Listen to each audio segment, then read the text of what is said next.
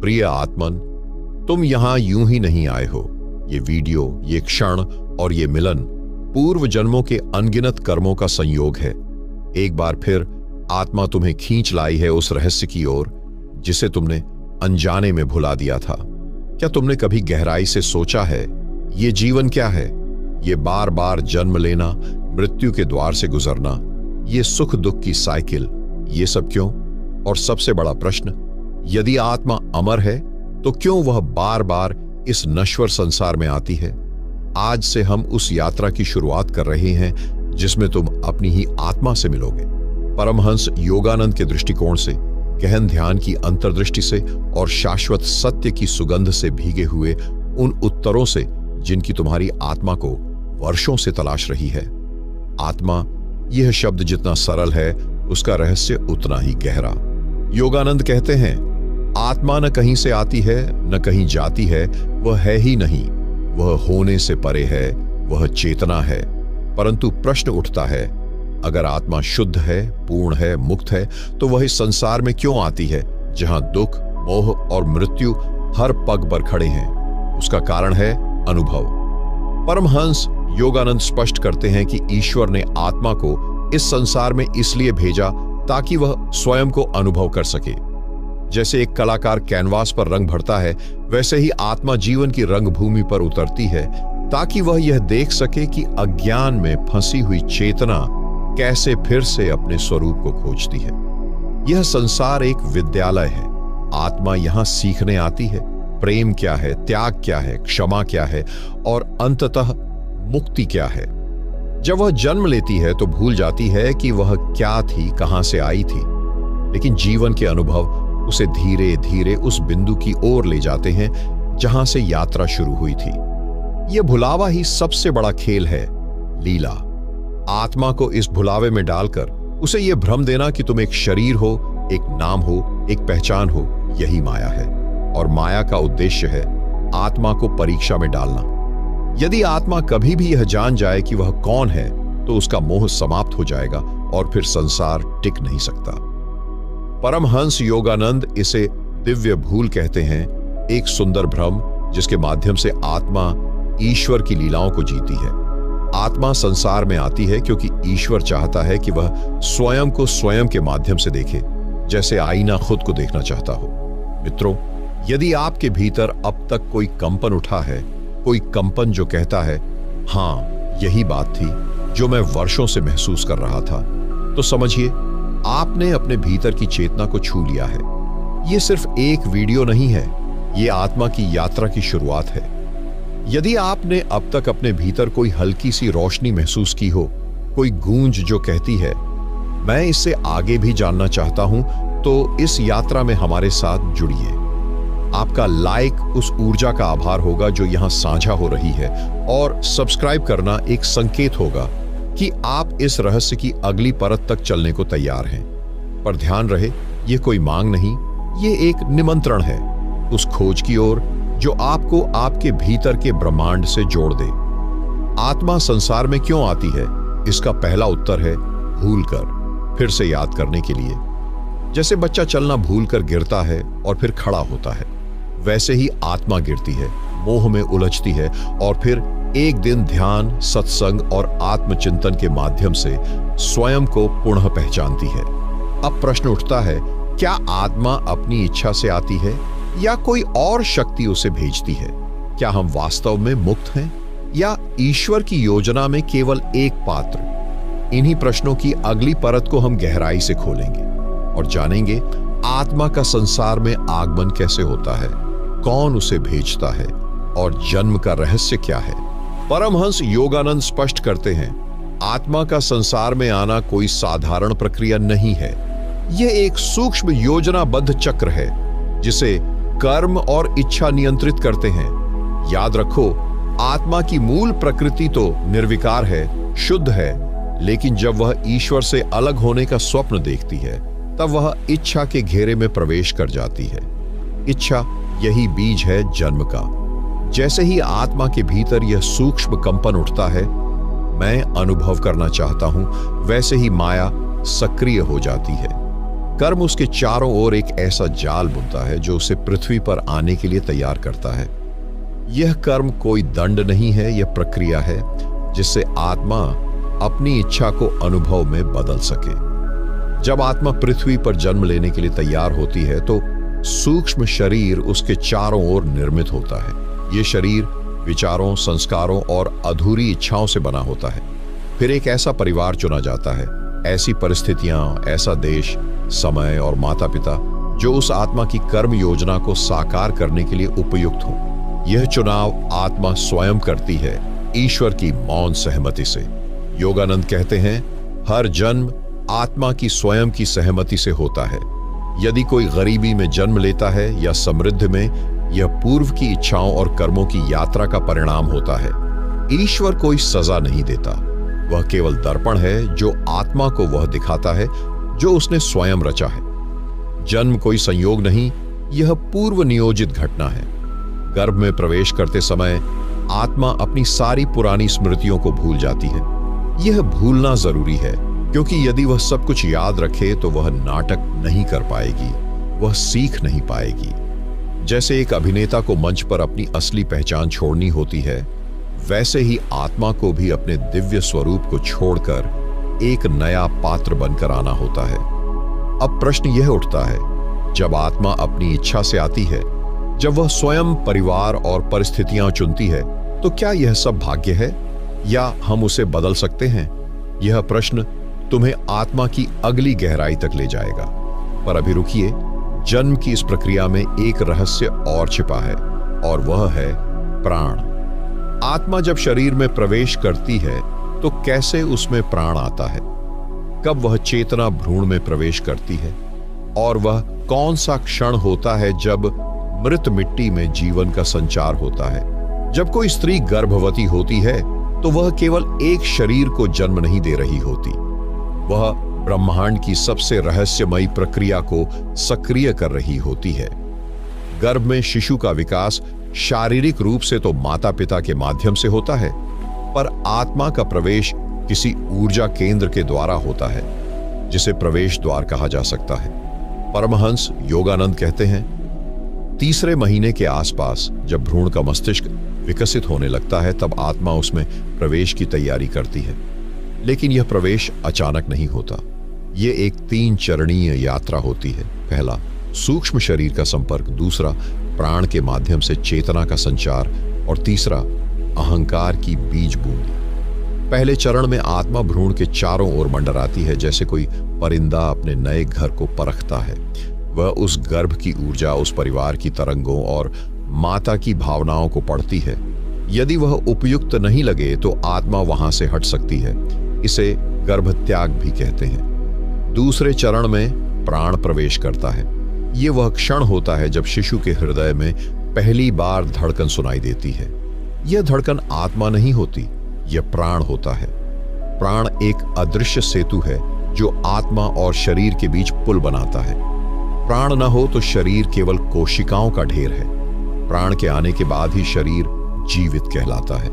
यह प्राण आत्मा के वाहन के रूप में कार्य करता है, और ध्यान देना, प्राण आत्मा नहीं है। जैसे कोई यात्री ट्रेन में चढ़ता है तो ट्रेन उसकी यात्रा का साधन होती है, वैसी ही आत्मा के लिए प्राण उसका साधन है। अब तीसरे चरण में आता है अहंकार बीज।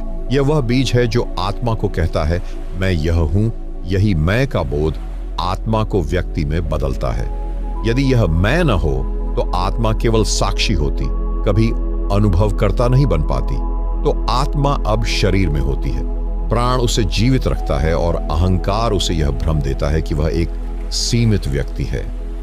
इस क्षण से यात्रा प्रारंभ होती है, एक ऐसा जीवन जो उसने स्वयं चुना, पर अब उसे सब कुछ भूल जाना है, क्योंकि जो यात्रा पूरी स्मृति के साथ हो वह कोई यात्रा नहीं, वह केवल दोहराव है। इसलिए आत्मा अब उस शरीर में बंध जाती है।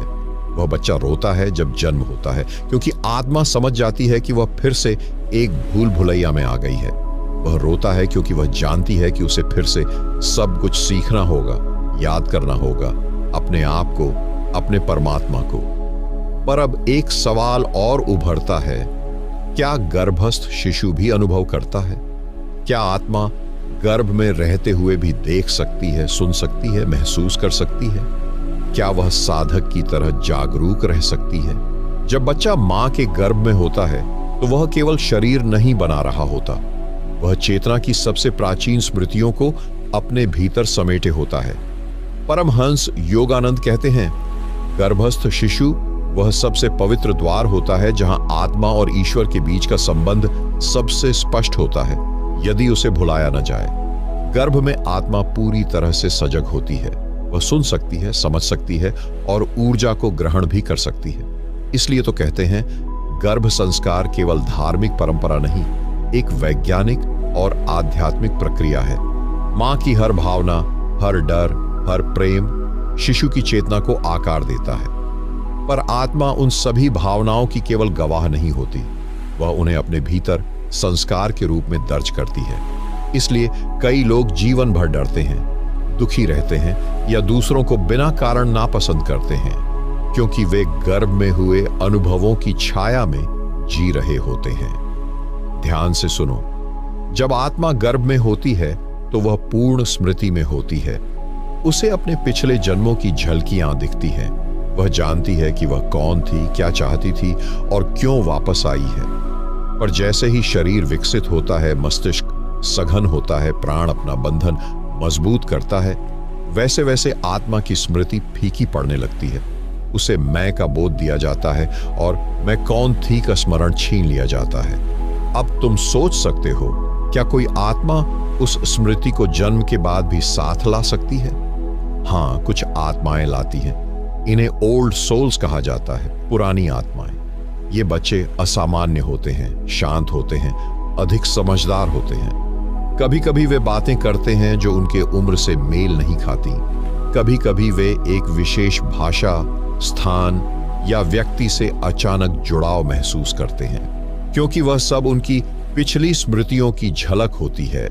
कुछ आत्माएं अपनी मां से संवाद करती हैं, वह मां को स्वप्न में दर्शन देती हैं। कभी मां को अचानक रोना आता है या गहन शांति अनुभव होती है। यह आत्मा की उपस्थिति होती है, पर यह सब केवल तब संभव होता है जब मां और आत्मा के बीच ऊर्जात्मक सामंजस्य हो, वरना आत्मा अपनी चेतना को भीतर समेट लेती है और गहरी निद्रा में प्रवेश कर जाती है। यह निद्रा जन्म के साथ और गहरी हो जाती है और जीवन एक भूल भुलैया बन जाता है। अब प्रश्न उठता है, यदि आत्मा गर्भ में इतनी सजग है तो क्या वह अपने पिछले कर्मों को जानती है? क्या वह जानती है कि उसे किस परिवार में क्यों भेजा गया है? और सबसे महत्वपूर्ण, क्या आत्मा अपने जन्म की परिस्थितियां स्वयं चुनती है? प्रिय साधक, तू अब साधारण श्रोता नहीं रहा। अब तू यात्रा पर नहीं, उस यात्रा को समझने के लिए भीतर उतर रहा है, जहां आत्मा और ईश्वर के बीच कोई दीवार नहीं बचती। जो बीत चुके हैं वे 4 भाग केवल द्वार थे। अब प्रवेश हो रहा है उस कक्ष में जहां आत्मा स्वयं निर्णय लेती है कि उसे इस बार किस घर में जन्म लेना है, कौन माता होगी, कौन पिता, और किस दर्द से उसे गुजरना है।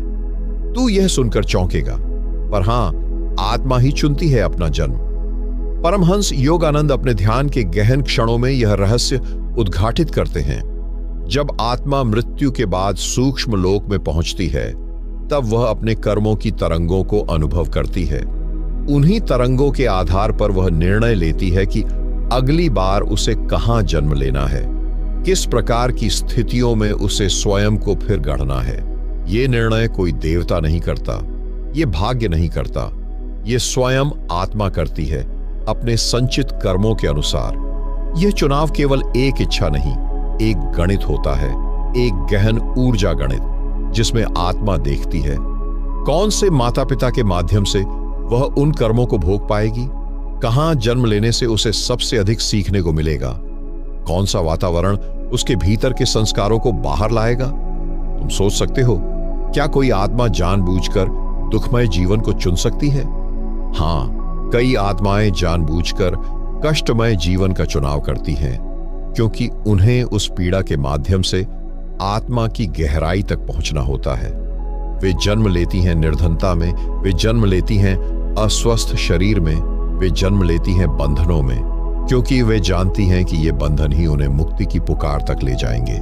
साधक, आत्मा कोई बच्चा नहीं है जो डर जाए, वह सनातन है। उसे मालूम है यह शरीर नश्वर है, यह जीवन अस्थाई है, पर जो आत्मिक गुण उसने पहले अर्जित किए हैं उन्हें पूर्ण करना है। और कभी कभी किसी आत्मा का प्रेम इतना विशाल होता है कि वह दूसरों के कर्मों को सहारा देने के लिए जन्म लेती है।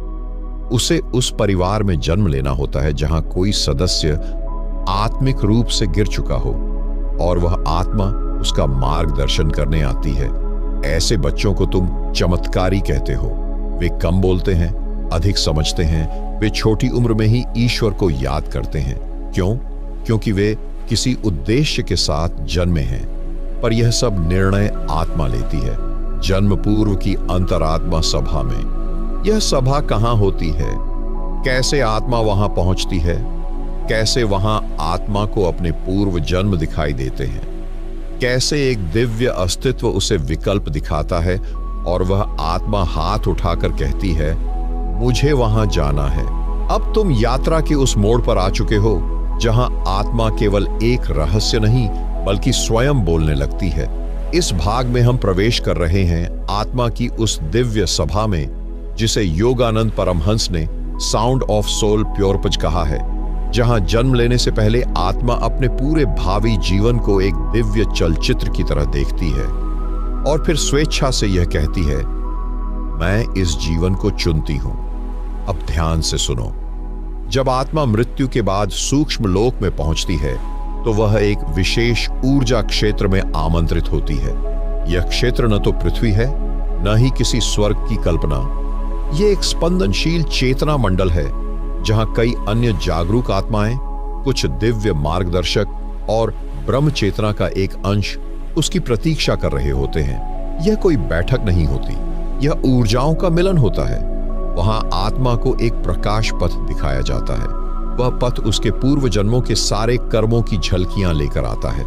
हर वह क्षण जब उसने प्रेम किया और जब उसने घृणा की, जब उसने दिया और जब उसने छीना, हर कर्म, हर भाव एक चलचित्र की तरह उसके समक्ष प्रकट होता है। वह यह सब देखती है और उससे पूछा जाता है, अब बताओ तुम क्या सीखना चाहती हो? आत्मा उत्तर देती है, मुझे इस बार क्षमा सीखनी है, या मुझे इस बार अभाव में समरसता सीखनी है, या मुझे प्रेम में समर्पण सीखना है। और फिर उसे दिखाया जाता है कौन से माता पिता उस सीख में सहायक होंगे, कौन से देश, कौन सी संस्कृति, कौन से संघर्ष उसे उस गुण तक पहुंचा सकते हैं। वह सब कोई उसे थोपता नहीं, वह सब केवल विकल्पों की तरह उसके समक्ष प्रकट होते हैं। और फिर वह आत्मा चुनती है, मैं उस घर में जन्म लूंगी जहां पिता कठोर होगा, मां शांत होगी और बचपन में मुझे तिरस्कार मिलेगा, ताकि मैं भीतर आत्मसम्मान को खोज सकूं। यह चुनाव हृदय विदारक हो सकता है, पर यही आत्मा की सच्ची ताकत है। साधक, यह वह सभा है जहां आत्मा की स्वतंत्रता को ईश्वर का आशीर्वाद प्राप्त होता है। कोई बाध्यता नहीं, कोई डर नहीं, केवल एक प्रेमपूर्ण निर्णय। वहां कुछ आत्माएं रुक जाती हैं, वे डरती हैं, वे कहती हैं मैं अभी तैयार नहीं हूं, तो उन्हें और समय दिया जाता है। कुछ आत्माएं अत्यधिक उतावली हो जाती हैं, वे चुनती हैं ऐसा जीवन जो असंतुलन में होता है और इस कारण वे जीवन में बार बार गिरती हैं। पर कुछ आत्माएं जो सच में जागरूक होती हैं, वे ऐसा जीवन चुनती हैं जो बाहर से कठोर हो पर भीतर से उद्धार की सीढ़ी हो।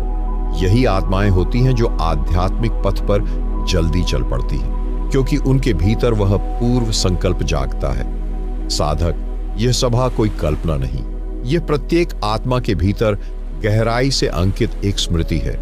कुछ गहरे ध्यान में उतरकर इस सभा को स्मरण कर लेते हैं और फिर उनका जीवन बदल जाता है। अब प्रश्न यह है, जब आत्मा इस संकल्प के साथ धरती पर उतरती है तो क्या उसे यह सब स्मरण रहता है? क्या वह जन्म लेते ही जानती है कि उसका उद्देश्य क्या है, या वह सब धीरे धीरे भूल जाती है? क्या यही कारण है कि हमें जीवन में बार बार दिशा की तलाश करनी पड़ती है? तू अब एक सामान्य श्रोता नहीं रहा, अब तू भीतर के उन द्वारों से गुजर चुका है जहां आत्मा ईश्वर के सामने खड़ी होकर स्वयं को चुनती है। पिछले भाग में तूने देखा कि आत्मा किस तरह अंतरात्मा सभा में अपने जीवन का संकल्प करती है, किस घर में जन्म लेगी, किस कष्ट से गुजरेगी, कौन सी शिक्षा उसे पूर्ण बनाएगी। पर अब प्रश्न उठता है, जब आत्मा जन्म लेती है तो वह यह सब भूल क्यों जाती है? इतना महत्वपूर्ण संकल्प, इतनी बड़ी तैयारी, फिर भी शिशु बनते ही सब भूल जाना, क्या यह ईश्वर की कोई सजा है? नहीं साधक, यह भूलना कोई त्रुटि नहीं है, बल्कि यह ईश्वर की महानतम कृपा है। योगानंद परमहंस कहते हैं, यदि आत्मा को सब कुछ याद रहता तो वह जीवन की परीक्षा को कभी गंभीरता से नहीं लेती।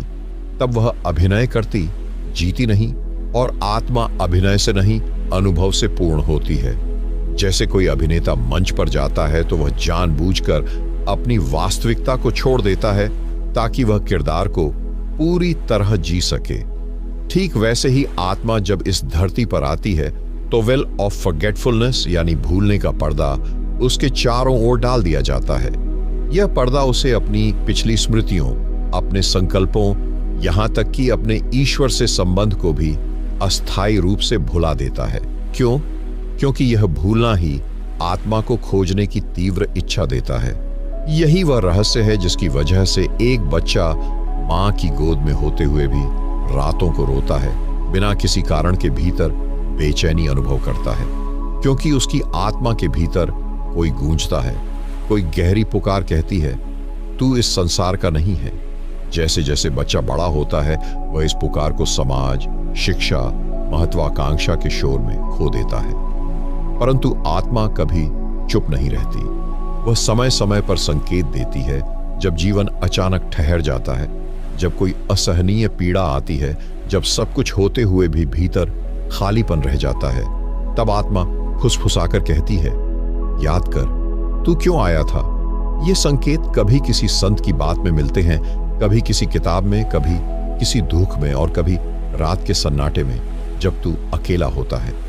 यह संकेत ही आत्मा की भूली हुई पुकार है। साधक, यह भूलना एक खेल है और याद आना उस खेल की विजय। यदि आत्मा सब कुछ लेकर आती तो जीवन का संघर्ष खोखला होता। तब कोई कबीर, कोई बुद्ध, कोई योगानंद न होता, क्योंकि उन्हें खोजने की जरूरत ही न पड़ती। यही वह डिवाइन डिजाइन है। भूल जा ताकि तू पुनः याद कर सके, और वह याद फिर तुझे इतना गहरा बना दे कि तू फिर कभी न भूले। अब अगला प्रश्न आता है, जब आत्मा को अपने जीवन का संकल्प याद नहीं तो क्या कुछ घटनाएं पहले से निश्चित होती हैं?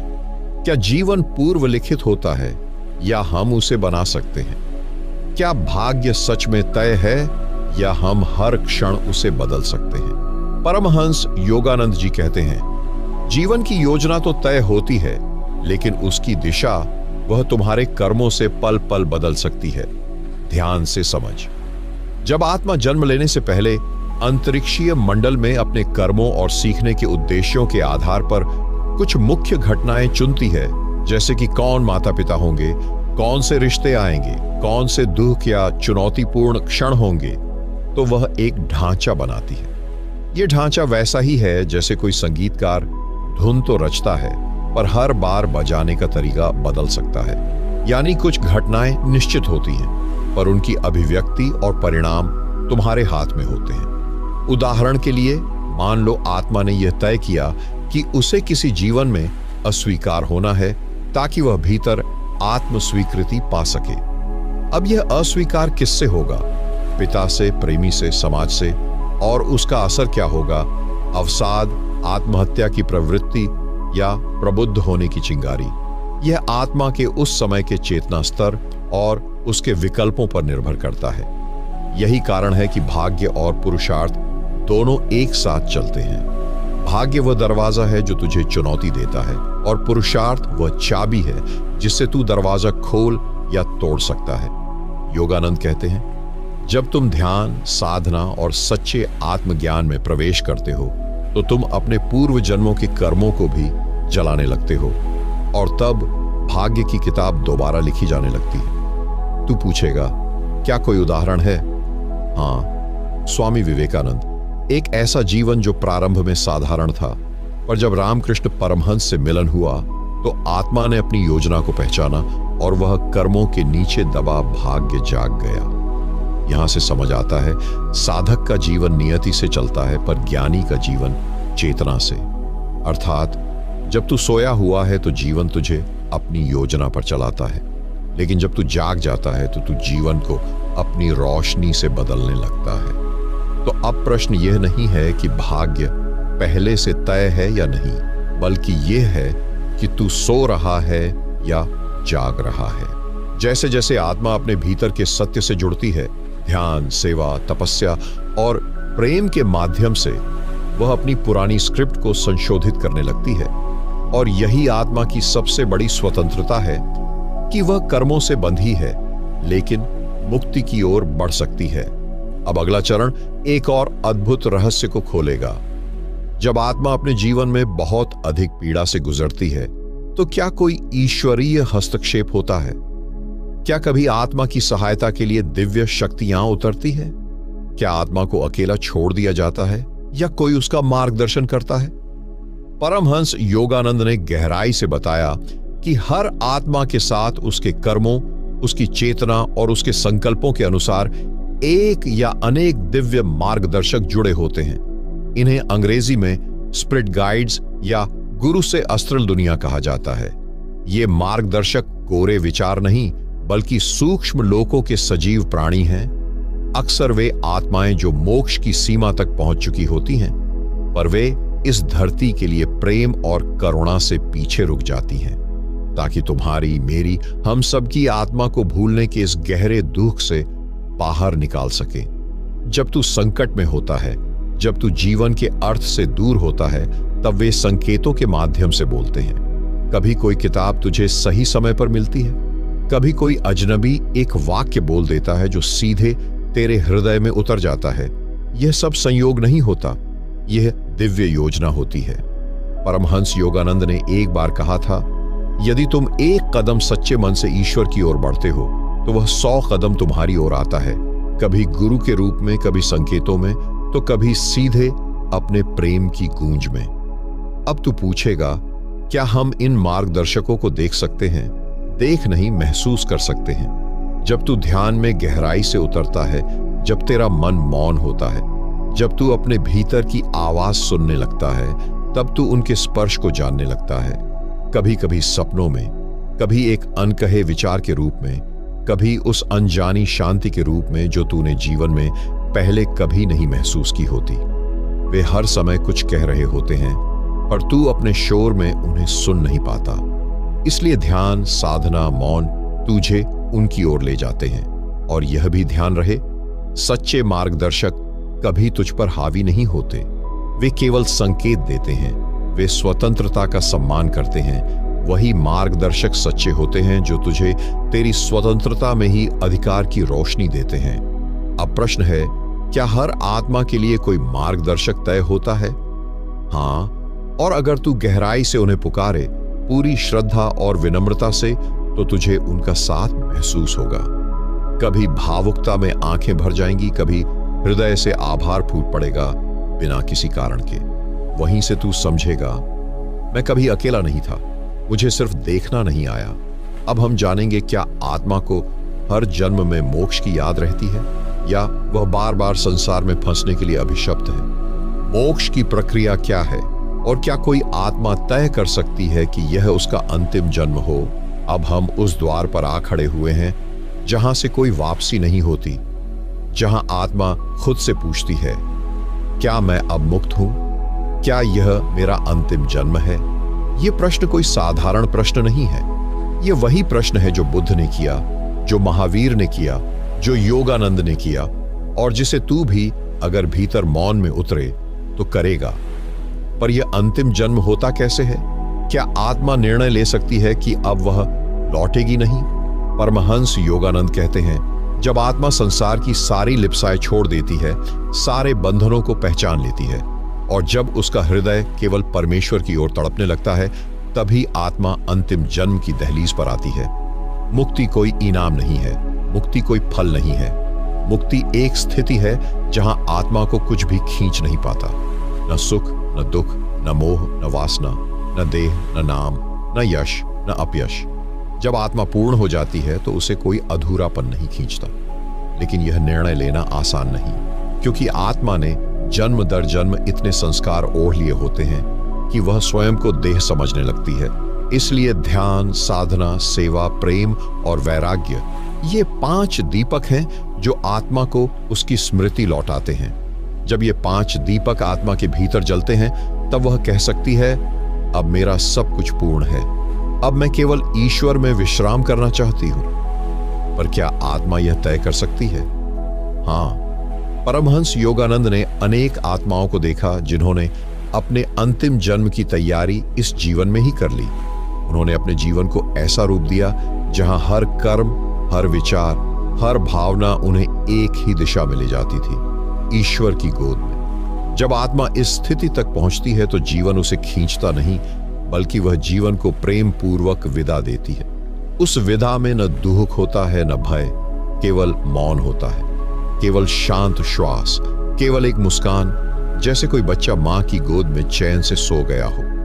यह आत्मा का अंतिम निर्णय होता है, लेकिन ध्यान रहे, यह निर्णय तब तक संभव नहीं जब तक आत्मा पूरी तरह से जागृत न हो। सोई हुई आत्मा अपने निर्णय में भ्रमित होती है, और जागी हुई आत्मा जानती है, मैं कौन हूं और मैं अब कहां जाना चाहती हूं। योगानंद जी ने बताया कि ऐसे जागृत आत्मा को ईश्वर स्वयं आमंत्रण भेजता है, एक प्रकाश, एक संगीत, एक स्पंदन के रूप में। वह आत्मा उस स्पंदन में प्रवेश करती है और फिर वह लौटती नहीं। तब वह ब्रह्मांड का हिस्सा नहीं रहती, वह ब्रह्मांड का स्रोत बन जाती है। वही आत्मा फिर दूसरों की सहायता के लिए मार्गदर्शक बन जाती है। वह फिर जरूरत होने पर ध्यान में उतरती है, ध्वनि बनकर आती है, प्रेरणा बनकर आती है। और तू जो यह सुन रहा है, शायद तेरे भीतर भी कोई स्मृति जाग रही है कि तू भी कोई साधारण आत्मा नहीं, तू भी एक यात्री है उसी अंतिम निर्णय की ओर। तो अब यह प्रश्न तेरे सामने है, क्या यह तेरा अंतिम जन्म होगा? क्या तू तैयार है मुक्त होने के लिए? जवाब कोई और नहीं देगा। यह प्रश्न भी किसी और के लिए नहीं है, ये प्रश्न केवल तेरे लिए है। अब यदि तुमने इस यात्रा का एक एक पल महसूस किया है, तो तुम्हारी यात्रा की शुरुआत हो चुकी है। ध्यान, साधना और आत्म स्वीकृति के साथ तुम उस सत्य को पा सकते हो जो इस सृष्टि का मूल है। ध्यान रखना, कोई भी यात्रा बिना शुरू किए पूरी नहीं हो सकती। इसलिए यह यात्रा तुम्हारे भीतर हमेशा जारी रहेगी, और जब तक तुम्हारे भीतर शांति का वह अद्वितीय प्रकाश न चमके, तब तक तुम कभी न कभी इस मार्ग पर लौटते रहोगे। आखिर में मैं यही कहूंगा, यदि तुम्हें इस वीडियो से कुछ मूल्यवान मिला हो, अगर इसने तुम्हारे भीतर कोई हलचल उत्पन्न की हो, तो कृपया इसे अपने मित्रों और परिवार के साथ साझा करें। और हां, हमारे चैनल को सब्सक्राइब करना न भूलें, ताकि हम साथ मिलकर इस दिव्य यात्रा में आगे बढ़ सकें। धन्यवाद।